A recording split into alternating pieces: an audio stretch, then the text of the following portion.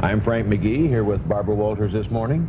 Going to be joined by a man with whom she once worked in a little while, Mr. Will Rogers, Jr. I should clear that up. At one time, Mr. Rogers was on another network opposing this program, and a young writer named Barbara Walters was working for him. I don't know what happened to that program. It was not Mr. Rogers' fault. It might have had something to do with the writer.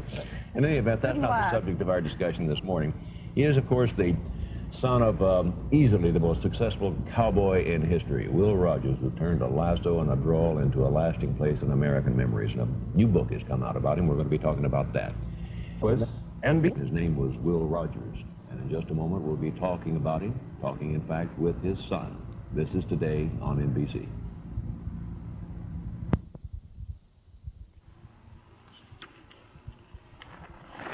William Penn Adair Rogers was born in Indian Territory, it's Oklahoma, in 1879. Both of his parents were part Cherokee Indian. His first job was in a rodeo, and he was billed then as the Cherokee Kid. Later, of course, he became known as Will Rogers, star of vaudeville, movies, Broadway stage, and as a newspaper columnist and what was generally called a homespun philosopher. He was able to sum up the feelings of millions of Americans in a simple phrase, one of his more celebrated remarks being, "All I know is just what I read in the papers." And during the Depression, he said, "We are the first nation in the history of the world to go to the poorhouse in an automobile." He expressed himself generally without giving offense to anyone. FDR liked him, so did Herbert Hoover, so did Henry Ford, and so did William Jennings Bryan. And he returned their affection in full. In fact, he once said, "I never met a man I didn't like." Well, we have the son of Will Rogers, Will Jr., with us today, and we're going to be talking about a new book, Will Rogers, The Man and His Times, by Richard Ketchum. But first, if it's all right with you, let's look at this scene from one of Will Rogers' films. It's called A Connecticut Yankee in King Arthur's Court. The year was 1931. It has been said thou art a magician. Is this true?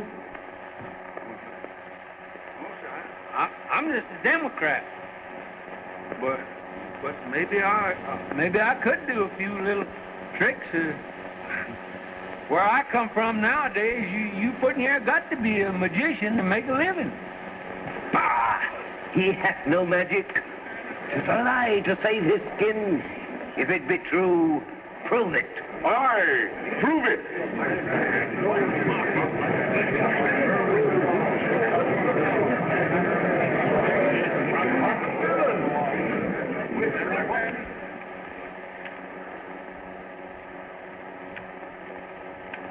New York, New Haven, Hartford, and Bridgeport.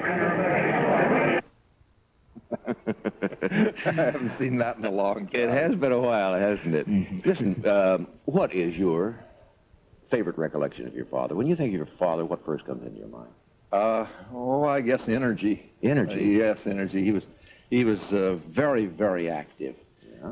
He constructed a special roping corral in our home in Santa Monica, which is now a state park. If you go there, you can see it. Yes.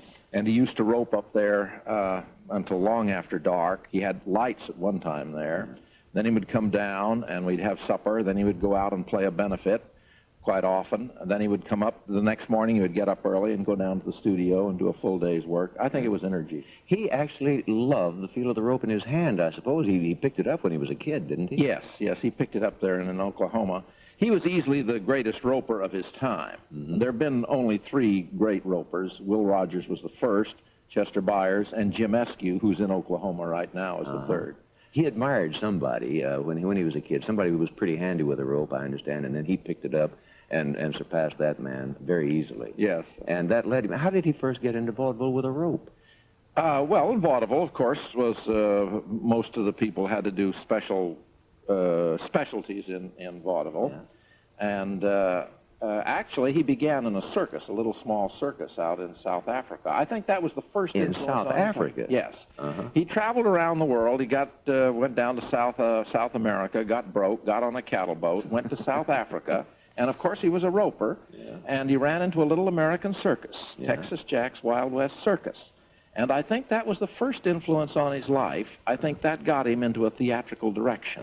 And he loved it. Yes, and from then on he kept, he went back into rodeos, and then he went into vaudeville, and then the Follies, and everything else. And later he played polo like a fiend. Yes, really, he loved to play polo. Listen, when did he, or is it possible to say, when did he discover that he had this touch, this gift, this talent for...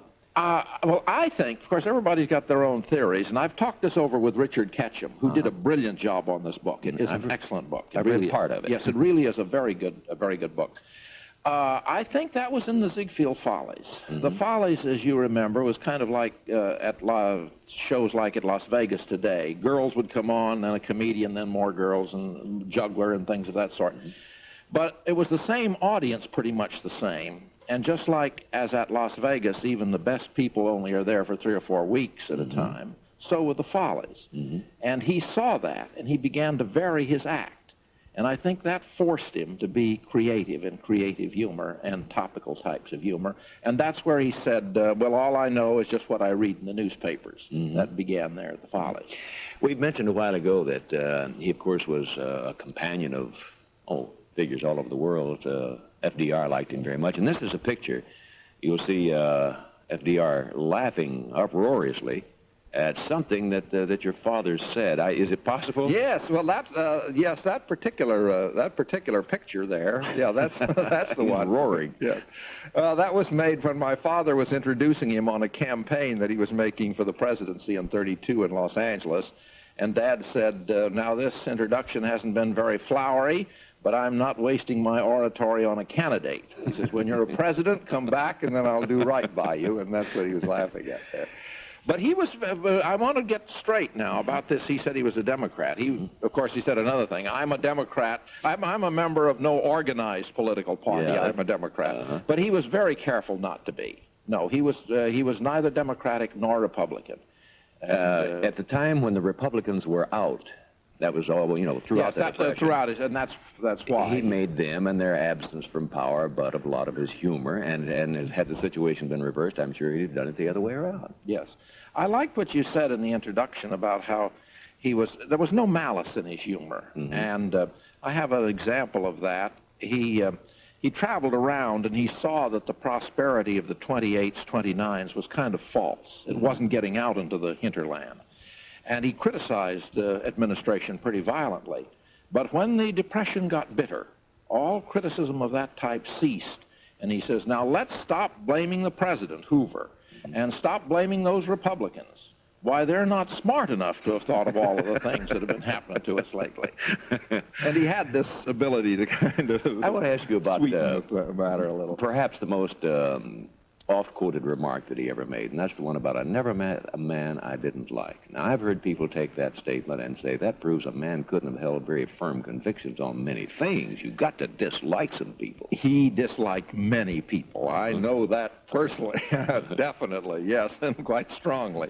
But I think by that he meant that if you understand why a person behaves as he does, if you look at his background, you can sort of forgive him, or you can at least be more tolerant that way. He meant it as a plea for tolerance, I believe, more than anything else. His field of interest was quite wide. I know that, aviation. Yes, he was always with, not always, but very often he's with Aviation. Wiley Post, yes, he did a lot of flying with, yes, and this is a picture of your father and Charles A. Lindbergh. Oh, yes. What sparked his interest in flying? I don't know. He was always flying, though. We have pictures of him in an old pusher airplane. That's where the propeller was behind him. Behind him, yes. We have pictures like that, too. And he was a great advocate of aviation. Very much so. Say, there's one thing I want to tell you. Jim Whitmore, who did an excellent job of Will Rogers USA, is going to open in Los Angeles the day after Christmas. And we're so glad that he's coming back to the tour, because he really pictured my father very, very well. He did a very fine job.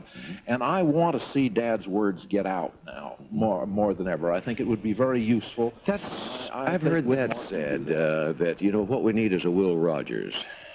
We don't have one. Are the times suitable for his type of... I think the times are, if you can get a person that can... A satirist, he's a satirist. Satirists generally hate. He had an ability to not hate and to look at things on both sides. Our political humor today, you can either say he's a left wing or a right wing, and I think if he were around today, he could still be moderate, even with the troubles we're having today. They might put a tax on it. Here is the family. I'd like to show you what. Look, you look so much like your father. I looked over there and thought I was looking at him. You hear that all the time. Can you identify some of these people for us? Oh, Lord, yes. This is my brother Jim, who's now a cattle rancher in Bakersfield. This is me.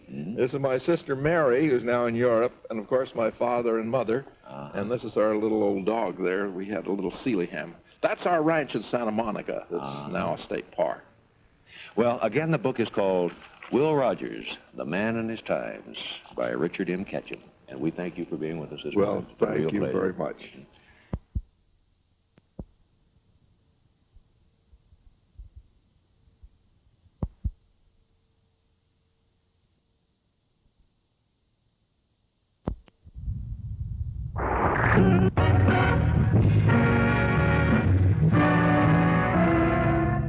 James Whitmore is with us tonight, and he is starring in the third annual production of Will Rogers USA here at the Mark Taper Forum, and he has performed all over the country doing remarks of Will Rogers and based on the history of his life. He's a remarkable actor, and it's a remarkable show. Would you welcome, please, Mr. James Whitmore.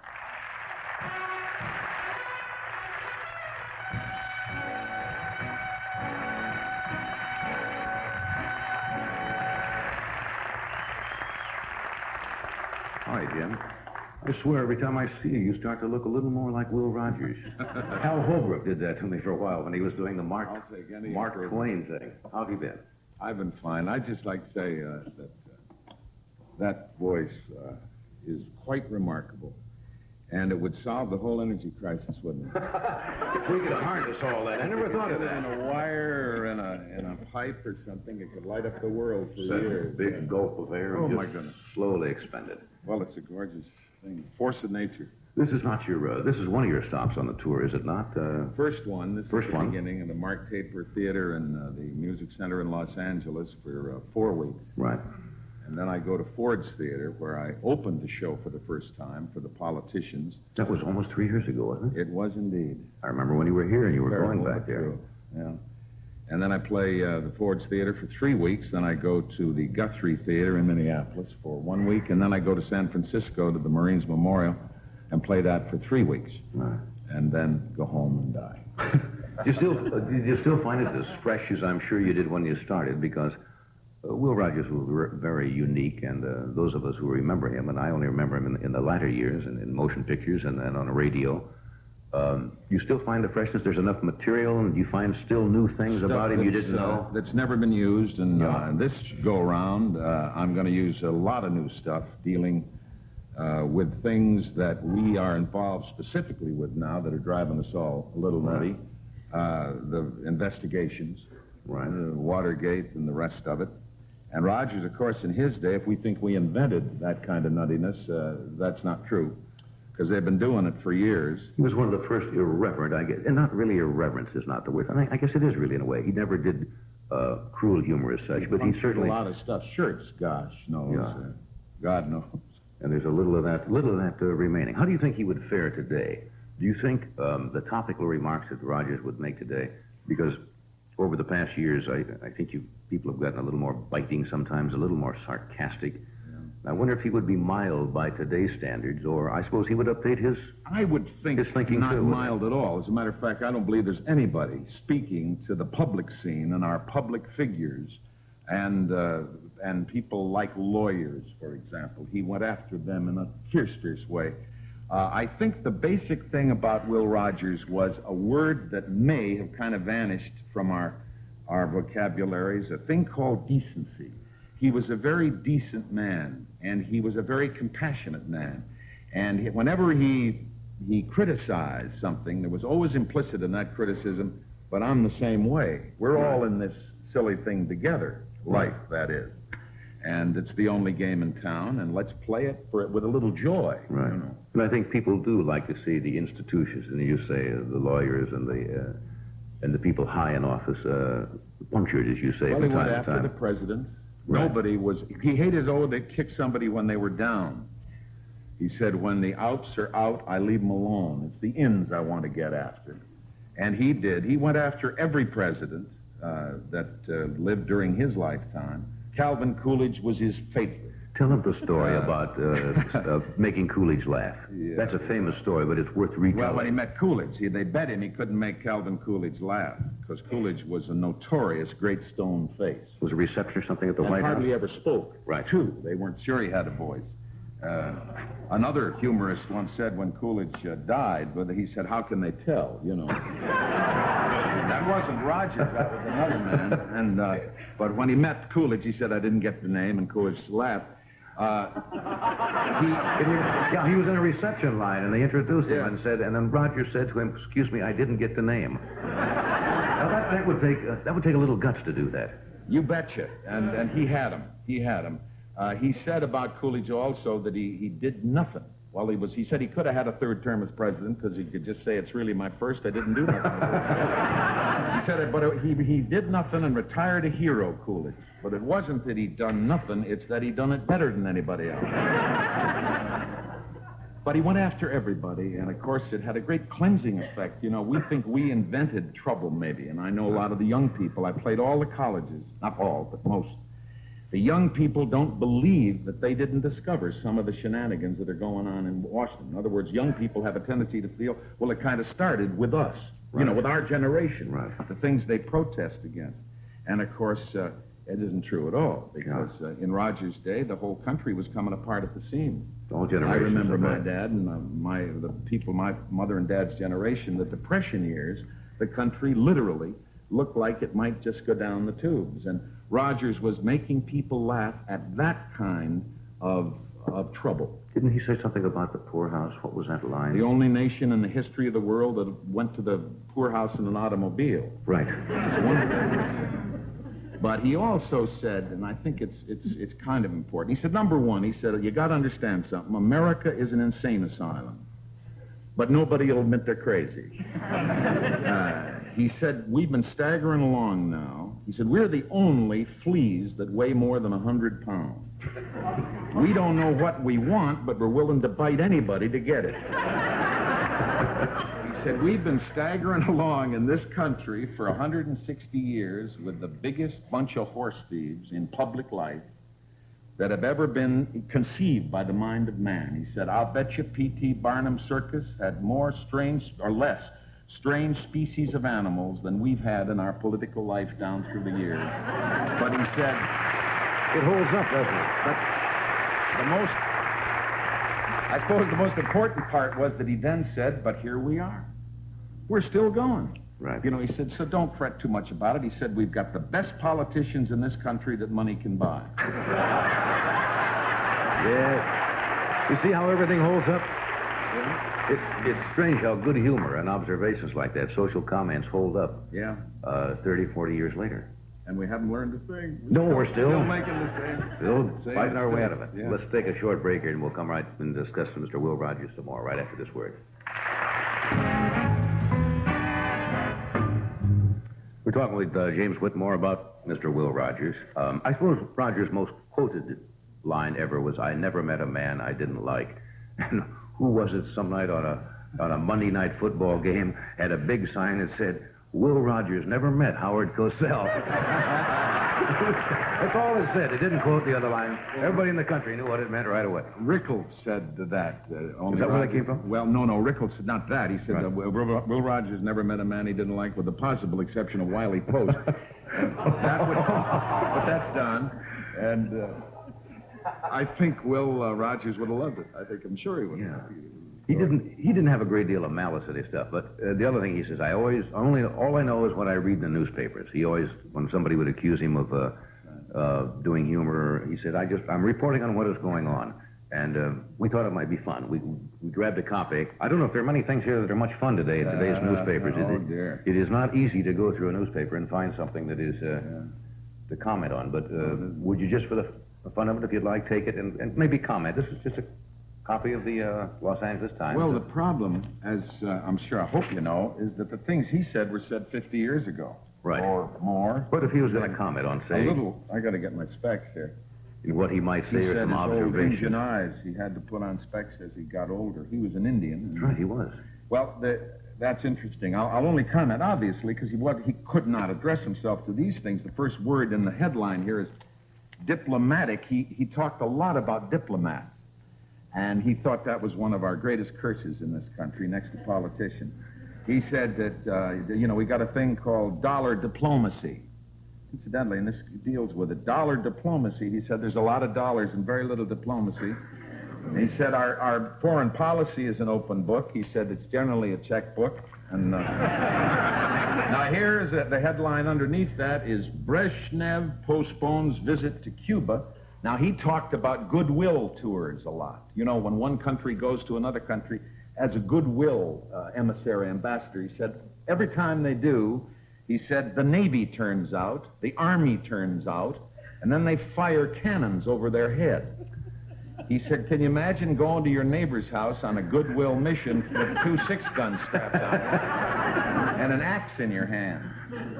Nuclear energy up here just leaps out. He, of course, didn't know anything about that. He died in 1935, but about nuclear bombs or whatever, he did say the only progress that man is made, he said he really believed that we had made some progress because in every war they figure out a new way to kill you. Here it says Kissinger meets Mrs. Meyer. Well, he said that we love to send delegates in this country. We really do. He said the problem is that we've never lost a war or won a conference. He said he figured we could beat Costa Rica or Peru in a war, you know, if we wanted to, but if we get in a conference with them, we'd be lucky to get out with our underwear. That's lovely. That's great. That's lovely. We'll be right back.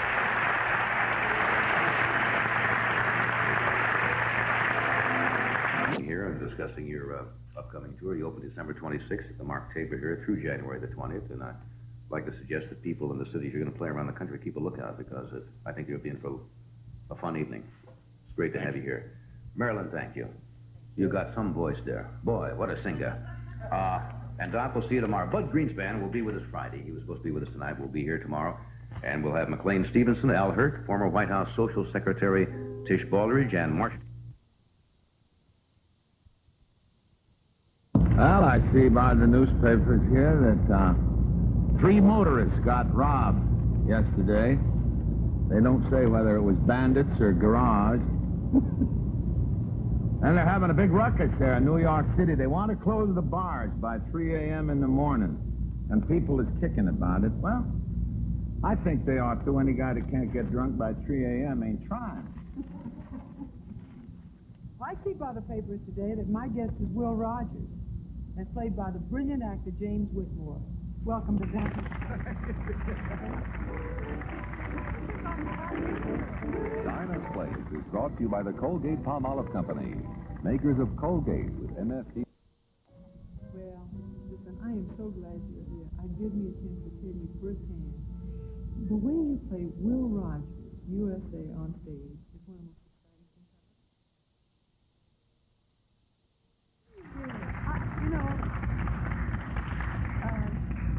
you've done that on television.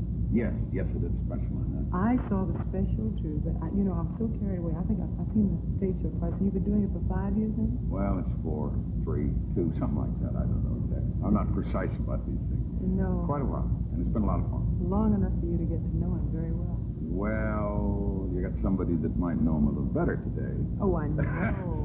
Just a little better, but, yes. Well, I know. If it's possible for an actor to have a part rub off on him, yeah.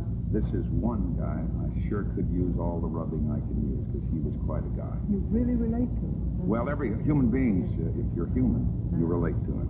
The interesting thing is that his humor was, it was his contemporary for its time. It was absolutely topical. And yet it kind of fits today, doesn't it? Sure it does. We haven't learned a darn thing. We really haven't. Yes, we just do not learn. We've got the same problems. We've got different actors, different names. Playing the different roles. That's right, playing the different roles, but it's still the same nonsense that it was in his day. And that, I don't know whether one should be encouraged or a bit discouraged by that. Well, I'm kind of encouraged because I thought this was possibly the worst time we ever had. Now I realize we've been through it before and we've survived. Well, that's true. That's true. That's true. We're still here. Yeah, isn't that nice? Encouraging. Yeah. I know that his favorite dish, according to his son, Will Rogers, who's going to be with us later. later. I'm really anxious to say hello to Bill later. His favorite dish was chili, soupy chili. It was indeed. Well, now I'm going to make... Of course, he got gallstones, you know. Oh, did he really? Yes, he did indeed. That was about the only operation he ever had in his life. We don't talk about those things, or should we not? Well, no, it's okay to talk about it, but not from my chili. You won't get No, of course gallstones. not. No, I don't plan on it. You may get a very hot roof of the mouth and have a little... I've already got it. You give me a little sip Just there. a little taste. Well, that was the finished one. Wait till you see what I do to this one. What would Will Rogers say about it? Well, he said about chili that every now and then, at rather prompt intervals, he would like to find something in it that resembled a bean. And not beans. He said he liked it with not beans that had been run through at low tide. Oh, is that what he said? Yes. Oh, well, I've got some. These are high tide beans. Okay, I'm going to tell you how I make it. This is my mother's chili revised for James Whitmore. Jim. Can I call you Jim? I wish you would. Jim Whitmore and Will Rogers Jr. and Will Rogers Sr., okay? This is 2 pounds of ground chuck or beef or any inexpensive cut of beef. And I browned them in oil. I don't happen to use onions in mine. A lot of people do, but I don't. Yeah, I do. Do you use onions Yep. in yours? Well, I'll talk to you about that sometime, but Jim, don't use onion in your chili. All right, you can. Only because I feel that I don't way. have any close friends, but I love onions. The garlic will run off your friends if that's what You're going to do that. Okay. We brown the meat very well, and I'll season the meat with a little salt and pepper. Ordinarily, I use a ton of chili powder, but I think I have a better way of doing it, making it this chili powder, about a tablespoon of chili powder, a little more maybe. I would use a little more than that already, but I have this cumin, which you can get at any spice counter in almost any store, and I've got about a teaspoon of cumin, or maybe a little bit more. I'll adjust it for seasoning next. And I add, that was 2 pounds of ground meat, and I have 2 large 16-ounce cans of tomatoes. I'll let that cook for a while. And really, since he likes soupy chili, I should add a little water to it. So play like I did, right? All right. But I want you to see these beans that haven't been what? But haven't been run through at low tide. At low tide. Okay, I want you to see my my high tide beans. Now I'm going to put the garlic in. That's 3 1/2 cloves of garlic. And it's nice to leave them whole and cut them with a little knot so you get the flavor, but do leave them whole so you can lift them out later. Otherwise you can lose a lot of friends. These are jalapenos.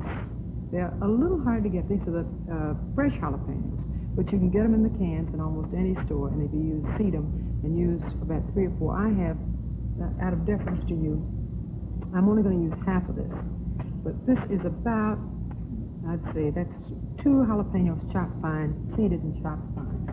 And out of deference to you, I won't use the red chili pods, because I have the jalapenos, right? Now I'll add my beans, and I'll let this simmer for 4 hours, and I intend to be able to talk to you the full length of that time, because we have so much to talk about and so many things to do. Now, I'm going to cover this after I add a little more salt. That's only for the beans and the benefit of the tomatoes, which absorb a lot. A little more of that, a little more of that, and then eventually I'll get around to tasting it, right? It's not ready to taste yet because it has to simmer for a while. First you turn on the burner, that always helps. Now, we'll let that cook for a little while, and after a while, it's going to look like this, which is the one we did earlier. Isn't that pretty? That's the one you tasted good, too. Okay. It had character. Yes, but you still have the roof on your mouth. It's not fair. What do you suppose Will Rogers would drink with that? A lot. Oh, okay, we'll do that too.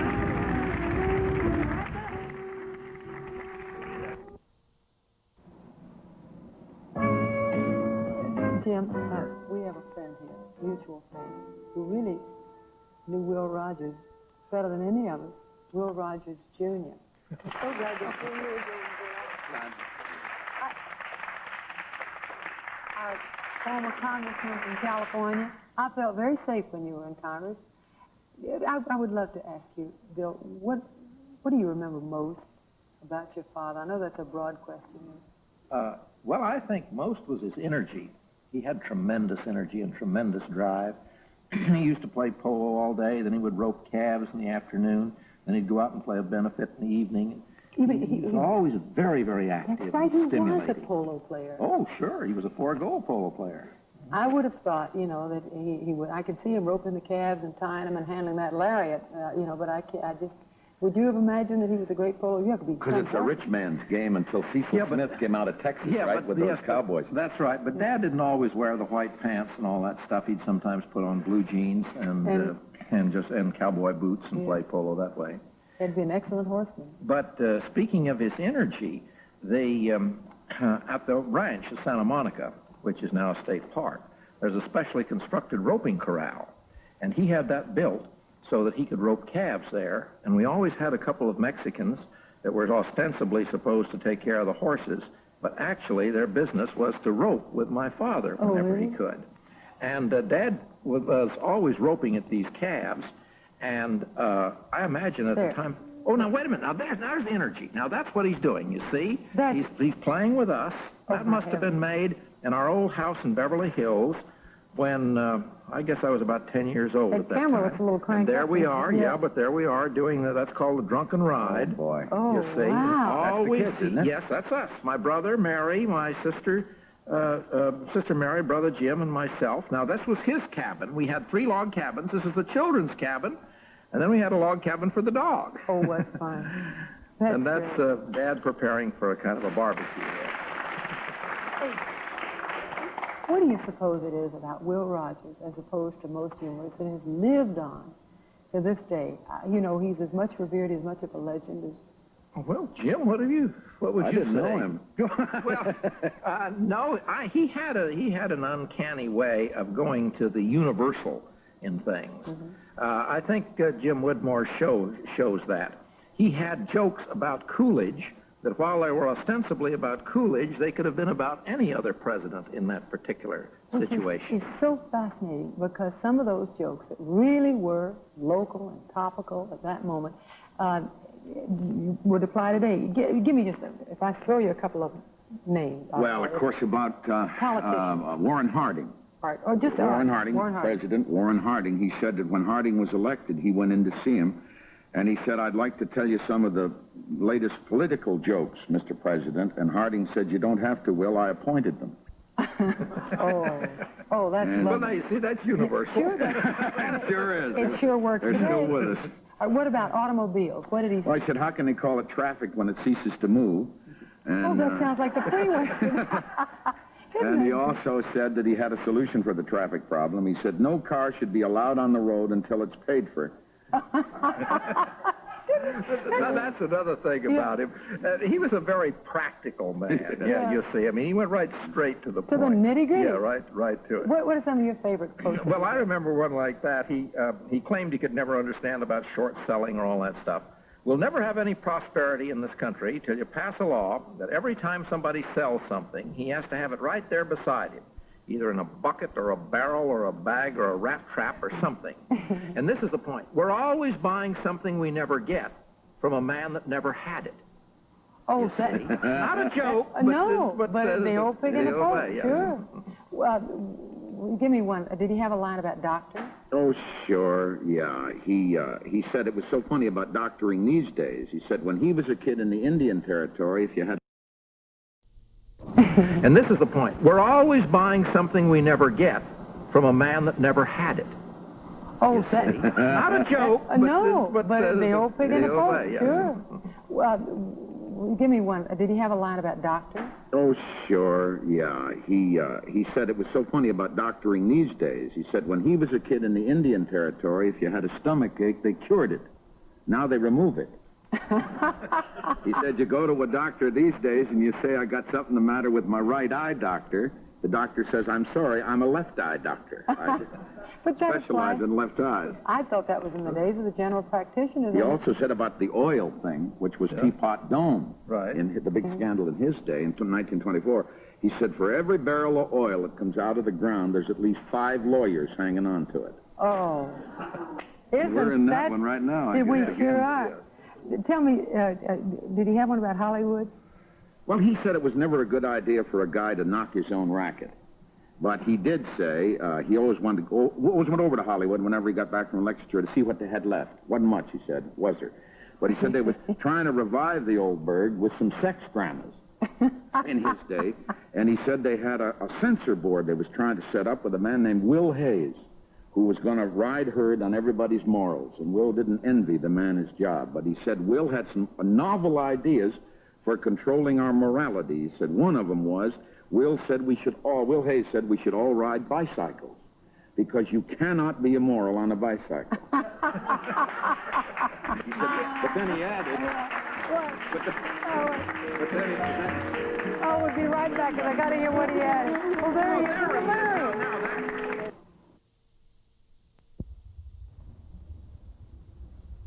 is. Yay? I mean, if it tastes for me, I've already sampled it with Jim here.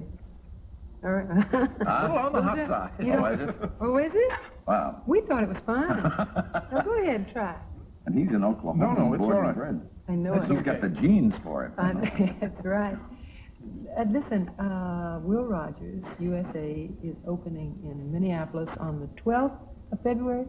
2 days before Valentine's. Yes, I think it's close. And then Yes. in San Francisco on the 26th. 26, I believe, yeah. Oh, they're in for a treat. Thank you. No, that really is a great show to see. How many times have you seen it, Will? Oh, I've seen it 4 or 5 times, but I'll never forget the first time. I came in, and when Jim Whitmore transforms himself into Will Rogers, I really got a very peculiar, odd feeling. Thrill. Yes. I had a funny chill, and I hadn't seen Will Rogers too much, but I knew there was somebody besides Jim Whitmore on that stage. It was a strange Yes, feeling. yes, he does. Thank God there is somebody else besides Jim Whitmore on that stage. It's Will Rogers. You betcha. I know. Oh, boy. That's what we both felt. It really, and you know, I keep talking about Will Without Rogers. him, I wouldn't show up, I'll tell you that. Well, I wanted to ask you, I meant to have you. Attend a beauty session tomorrow morning at Dinah's Place when Dinah welcomes beauty expert Mala Rubenstein. Stay tuned now for Jeopardy! Next on NBC.